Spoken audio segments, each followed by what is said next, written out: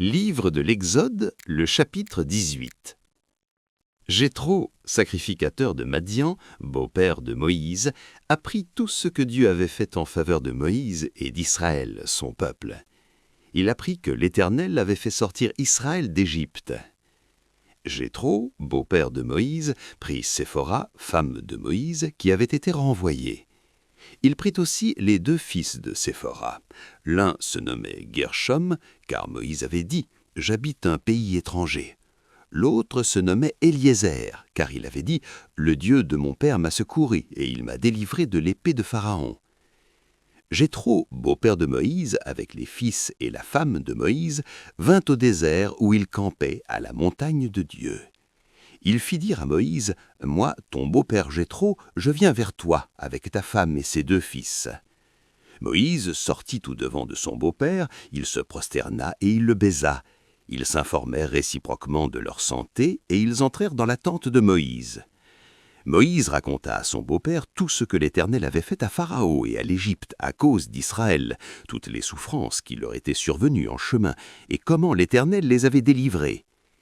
Jéthro se réjouit de tout le bien que l'Éternel avait fait à Israël et de ce qu'il l'avait délivré de la main des Égyptiens. Et Jéthro dit « Béni soit l'Éternel qui vous a délivré de la main des Égyptiens et de la main de Pharaon, qui a délivré le peuple de la main des Égyptiens.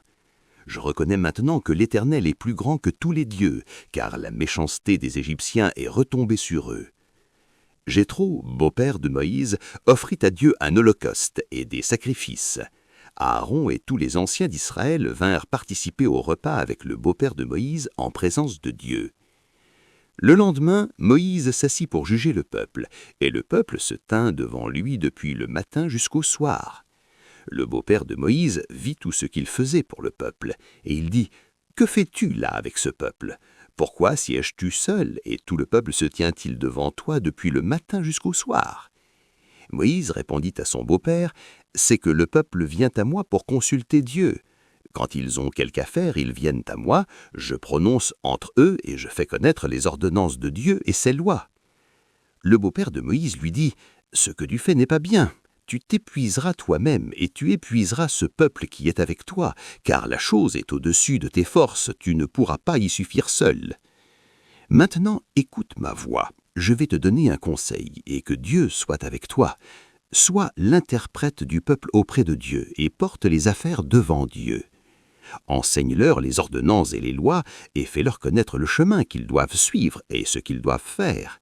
Choisis parmi tout le peuple des hommes capables, craignant Dieu, des hommes intègres, ennemis de la cupidité. Établis-les sur eux comme chefs de 1000, chefs de 100, chefs de 50 et chefs de 10. Qu'ils jugent le peuple en tout temps, qu'ils portent devant toi toutes les affaires importantes et qu'ils prononcent eux-mêmes sur les petites causes. Allège ta charge et qu'ils la portent avec toi. Si tu fais cela et que Dieu te donne des ordres, tu pourras y suffire, et tout ce peuple parviendra heureusement à sa destination. » Moïse écouta la voix de son beau-père et fit tout ce qu'il avait dit. Moïse choisit des hommes capables parmi tout Israël, et il établit chef du peuple, chef de 1000, chef de 100, chef de 50 et chef de 10. Il jugeait le peuple en tout temps, ils portaient devant Moïse les affaires difficiles, et ils prononçaient eux-mêmes sur les petites causes. Moïse laissa partir son beau-père, et Jéthro s'en alla dans son pays.